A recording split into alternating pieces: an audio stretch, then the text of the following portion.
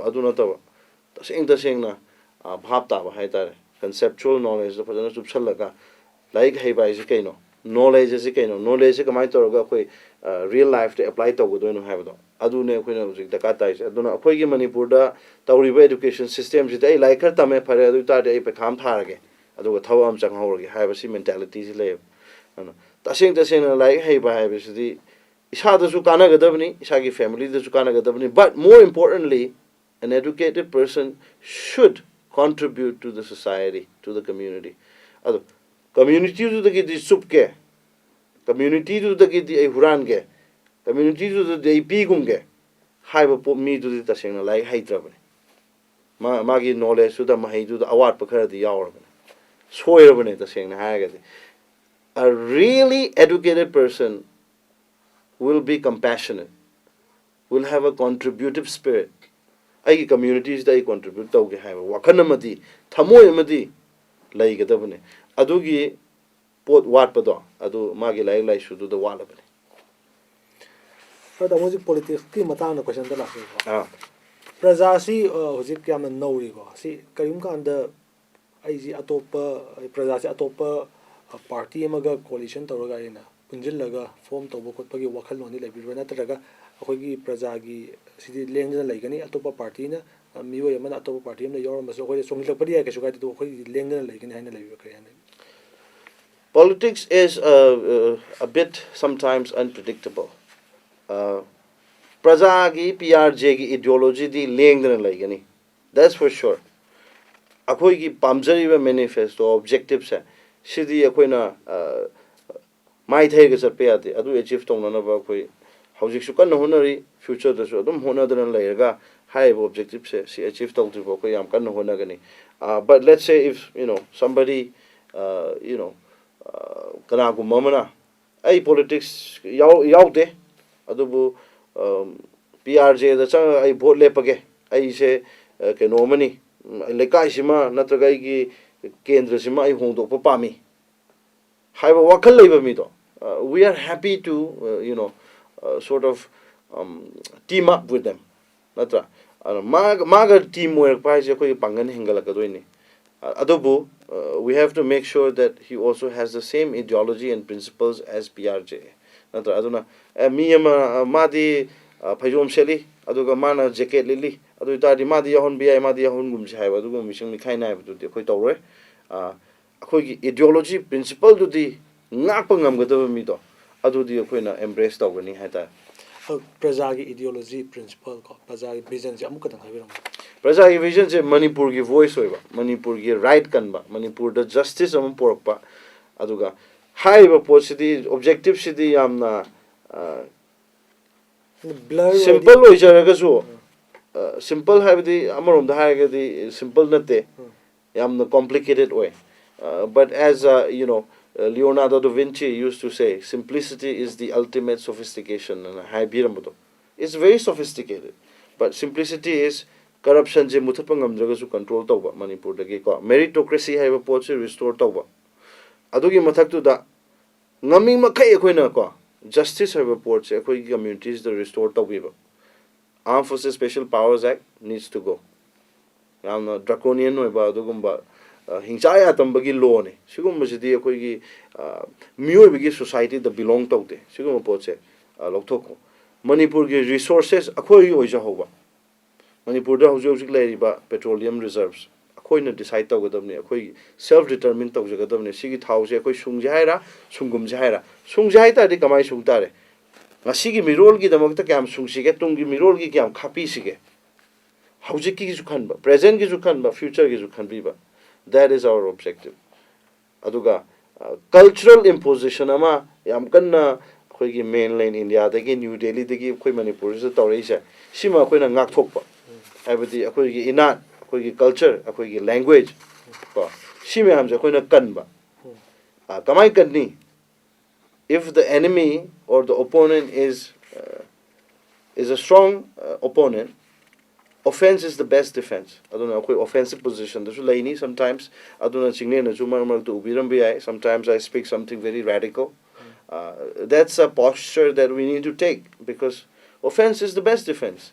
aduna adugum mayam do khoi kandaba yade ko sine khoi gi PRJA gi objectives visions adu ngasi fawa faspa gi wari tarok insurgency kan thokpa yade maram di kai ngai ka da insurgency da maram modina faspa ji thamni hai remember sigi afspa gi dialogue se ta seng na ha ga di ai di yam ware ba ta ba da akhoi gi akhang hei mayam se ISTV impact TV da thok na wa ngang na ri se sa hi ji phanam yam ma ne akhoi de du da ta ga saw ra ba ne aduna na da gi I tare hai tare thabak tu ina tawra se let's all get down kick this afspa out of Manipur sum discuss tawra ga ko akhoi gi kana ga da bu na te akhoi mayam kusam na se unite tawra se phatte ha bo to hanjan phatte ha ga phar ka dro phar we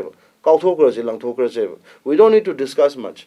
APSPA was imposed even before insurgency started in Manipur. That's the reality. APSPA economics term the hijack. APSPA is a shadow to extract resources from Manipur, to make you and I timid. Pura ga ko thamdar ga di phar ga yoli na pullaga thamdar di ko military rule ma chalai tar ga di. You will grow up a timid person. I will grow up a timid person. I don't know akhoi rebellious oil roy. Oh, akhoi arano me amse maikhum mo kupsan girani usana roy. Tumi lairani natra. Adagi podama tawning targa su leba nuksi targa su ai di cynical oil. Asi roy da haiba wakadam pohalani. Akiba cynicism adagi kay haitare asagi mangan muthatpa adugumba potne apspazi. It's not just a human rights issue. It's there to extract resources from Manipur. It's there to make you subservient. It's there to psychologically inflict a trauma so that you grow up timid, so that you can't fight for your rights. Aduna yam pattaba pone. Siguma mayam le ko society da adu sum discuss taw le ga kana ro laktan langra se mayam oi tholo unite towers. Sine ha jening is.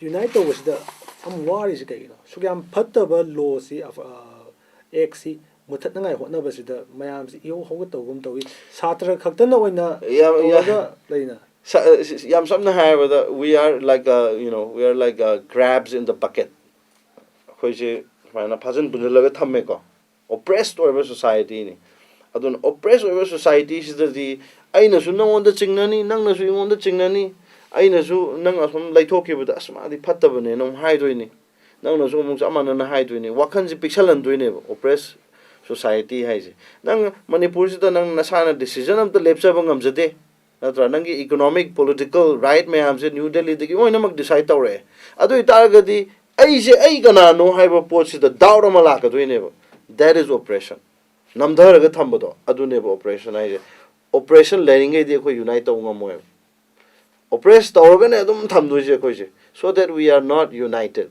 but with proper guidance proper education we can come together adugi awareness to lag matam de koise oi punjalakane akoise oppressed oire ko haiba potche deny to do accept to numito adu dai koi punjan tasalakine people are not unaware. People are smart. People are intelligent. Moi khange. Adu hing do busu yade ko nuti ki ko daily existence ju maru hai. Aduna existence precedes essence haiba podam julaibin. Existence ju maru hai. Cha da thak gadi koi hingmanga moi toini. Still the essence haiba bodu di lo laga laibina te mayang oi khang manga tani.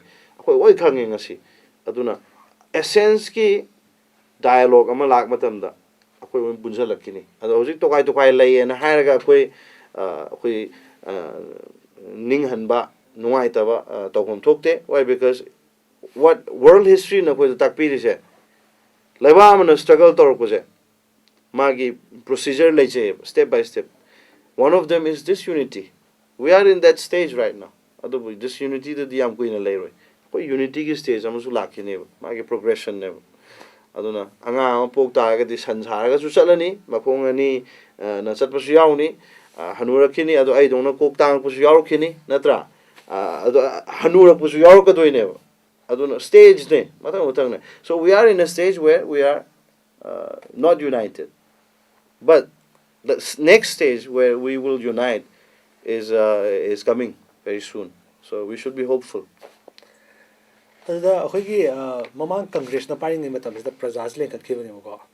Ado hojik BJP na pare sida hoy Congress ki against the fight of BJP ki against the fight of kari khene ari Congress hai BJP hai samane. Congress ne yaw magai to BJP to chongre.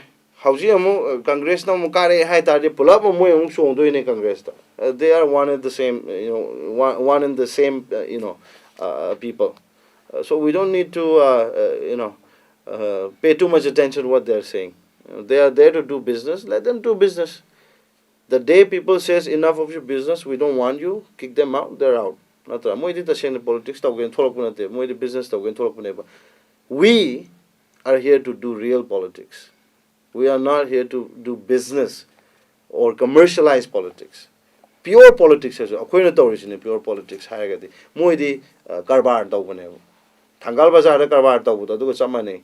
Mayang Lani, Tangal Bazar, Laisalani, Poche Miami, Yonjalani, Sendong Lorani, Aduga, Sendong Manipuri, Tadaba. Moigi Mapan Lamdo in a Tadokiva. Capital extractor, juice to Lang Tuomaga, Chuhing Chungrakanda, Quigi, Canole Hobudo. Sugang Hobudo. And that's what they are doing. These politicians, so-called politicians, they are not really politicians. They don't know what politics is. They, in fact, know how to do business. Aduna MLA umpu lai the tika tau da ba amga dang butoro hai ta ga din nang juna ko ngau ne. Tika da na ta ne. Somehow, right? So I have nothing against business. It's just that misam praja gi leba ki objective lag matam da di nang na sa gi oija ba do kitang thado o hai bani da. Leba ki su kitang khallo hai bani aduna te pure business. Profit making enterprise. Suck up everything you can and run away.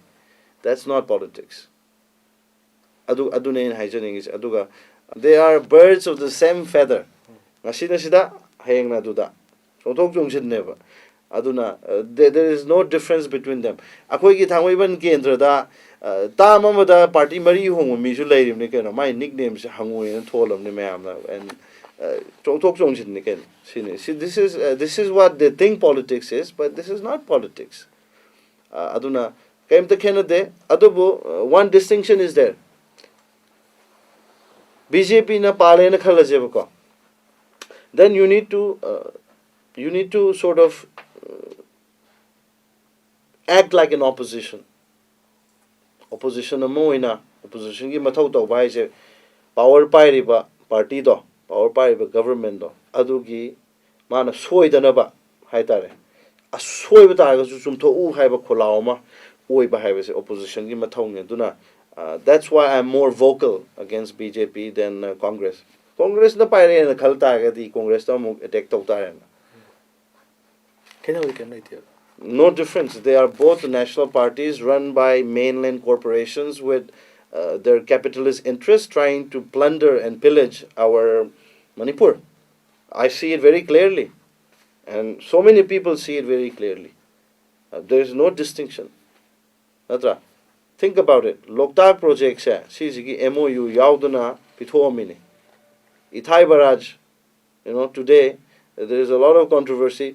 Loktak project sidagi Manipur da lupa ma sangak pra natraga lupa crore am sangak pra crore tara sangak pra haibase akoi ngasi bu khangde MOU se sign tawdramni na moina pining modu pire and Loktak se noi oram bi adu Loktak project akoi gi ni center gi ni aduna Manipur di pisa pi dru se handa mutei makhaim piramage ka an tawraga ko it's up to them. So why do we have to behave like that? Why do we have to be so subservient? Can we not stand up on our own and say enough? That this is mine? Chinglen, nangi yum du da laaga nangi sumang du da ina yompang na yathat keva nangi permission yauduna. You are gonna stop me, right? Natra. Nangi ngon da khama kaneba es kai no ne nang toy du bo ai sumang je nang na yompang na yathat lena. Natra. Same thing. Manipur laaga moina tawriba plunder se si ngak thok na bani khoi na yam vocal oi jari se. Ado ishagi right kan mangam da targadi adudi democracy nate adudi myoy banate adudi Manipur masanate sida tamo aigi yumgi sumangdi aina yamna fazana haidi line ji khangne sibong nei gi sumang jai adubu ngasi manipur da leideba issue sidi we have the hongna issue si la we ji kana kana sida ngasi su khoi gi naga kanguna nagaland tin gadam ne ha khar angu gra si lei asina we have the hongna issue si la asida sine na loi dagi politics sana rei si mi na haina ri si moi masen adum khana halaga divide and rule tawraga akhoi rule tawsin ba haina lai si asida prajana matau karamda mayam sigi voice oigidawri no prajana praja sina aidi maroi na naloi tawre si tamda semba organization di tamgini manipur gi hajarasu tamo sigi identity akhoi identity crisis ti fajana leidi leirabane akhoi sigi operation haibatare namda sigi mami se tabane sigi operation haibam lag matam sida identity da yam solakane ai identity yam pak sauna leiram base